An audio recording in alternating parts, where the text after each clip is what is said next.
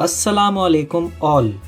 Today I will tell you a story about James, his sister Sally, and Mark.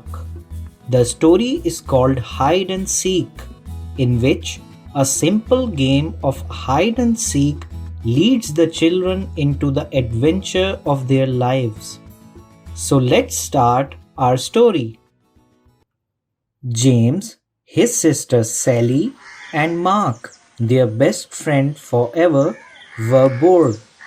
They had played all day, but now that it was dark and difficult to see, they had nothing to do. They couldn't play soccer because they couldn't see the ball.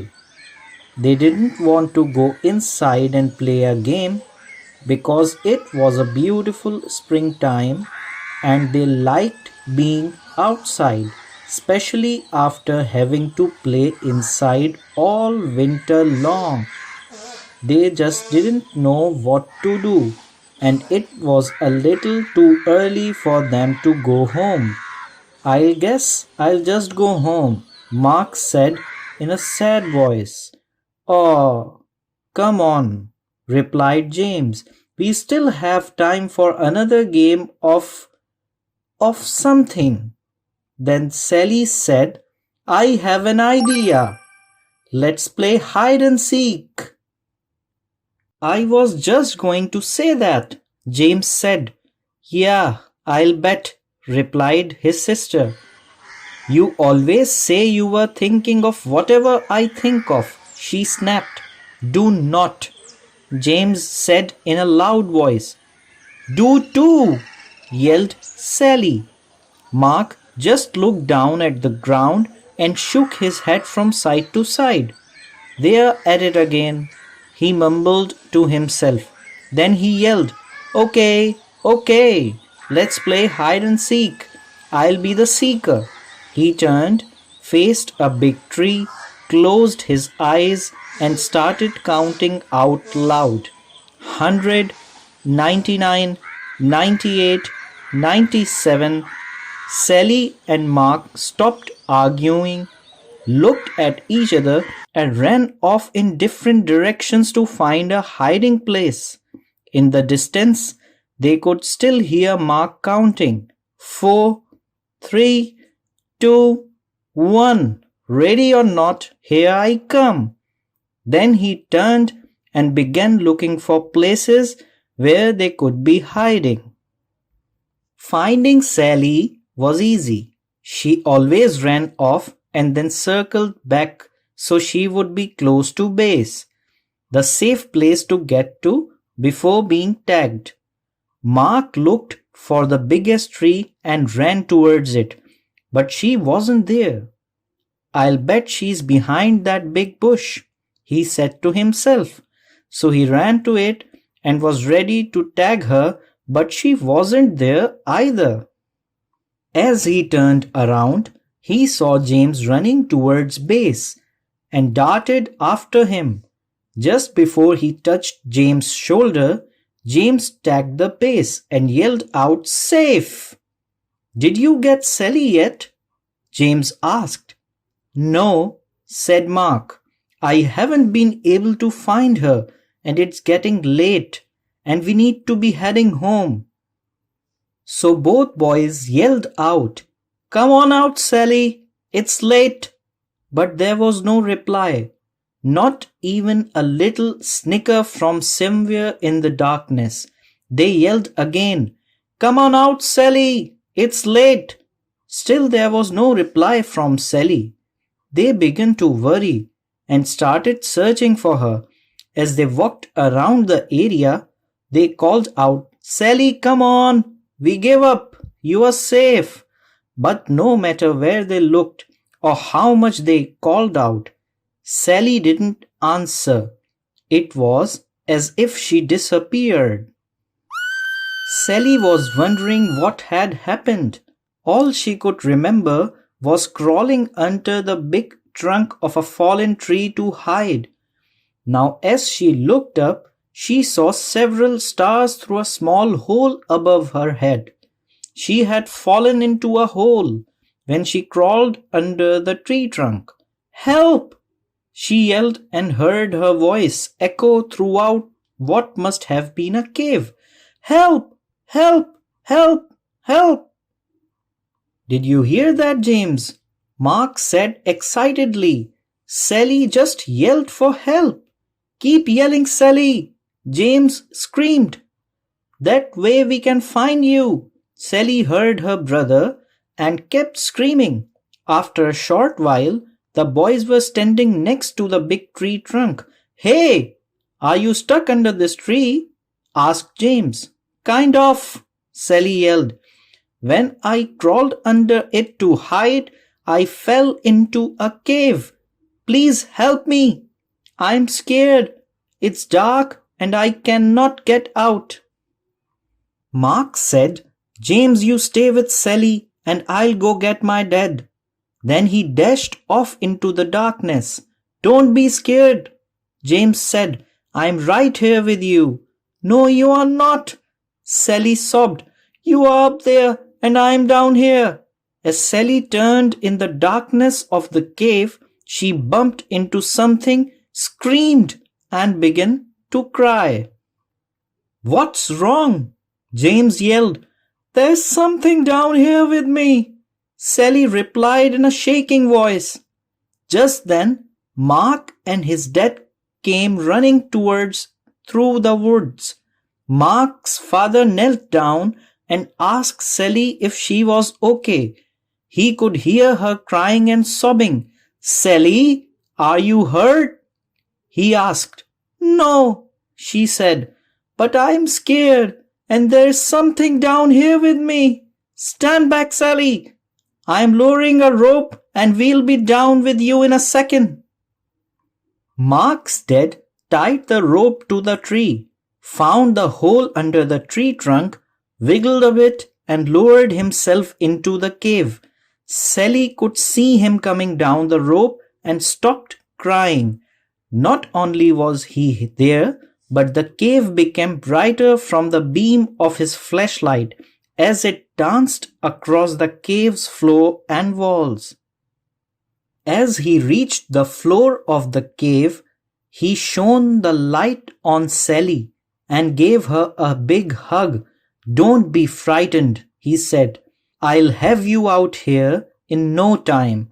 Then he shone the light around and saw that she had fallen into a small cave, and very close to her in the middle of the cave was something wrapped in layers of old blankets. Mark, James, there's something down here. I am going to tie it to the rope and I want you to pull it out. Okay, they replied. The boys pulled out the object, untied it, and let the loose end of the rope fall back into the cave. The cave wasn't deep, and Mark's dad boosted Sally over his head so she could crawl out. He then grabbed the rope and with a little jump was able to grab the opening and pull himself out. Let's go back to my house for a cup of hot tea. I'll call your parents so they aren't worried, and we'll see what treasure Sally found, he said. When they got to Mark's house, they sipped their tea and began unwrapping the treasure. They carefully peeled off layers of old blankets and cloth to reveal a wooden box. They slowly opened it and stared in amazement. Oh my! Sally said in disbelief. I don't believe what I'm seeing. The boys and Mark's father just stared. Inside the box were jewels of every color you could imagine. There were diamonds, rubies, sapphires, and emeralds of all shapes and sizes. Intermixed, they could see several gold coins and strands of pearl. We are rich!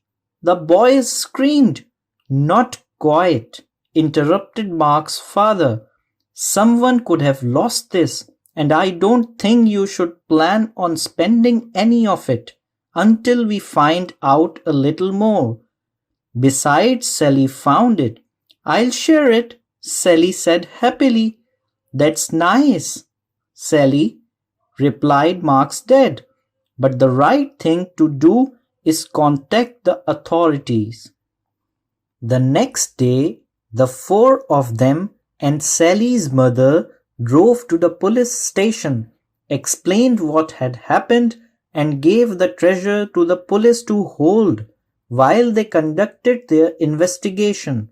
They left the police station sadly, and even the double-dipped ice cream cones Mark's father bought for them didn't make them smile. They drove back in silence. Several weeks passed with no word from the police. Then one evening, Mark's father called James, Sally, and their parents. The police just called, and I think you should come over right now, he said. I'm afraid there is some bad news about the treasure. The police are on their way and will explain everything when you get here. Sally and James didn't say much during the ride to Mark's house. Sally thought that since it was bad news, the treasure belonged to someone else, even though they probably lost it. Whatever happened to finders keepers? She mumbled. What did you say, Sally? Her mother asked. Oh, nothing, Sally replied. Then she let out a long, sad sigh that echoed through the car. When they arrived at Mark's house, the police were there with the treasure box. As Sally entered, the captain introduced himself and said, Sally, this is yours. Your parents need to sign some papers, but the box and its contents are yours. Sally, Mark, and James shrieked with joy and danced around the room.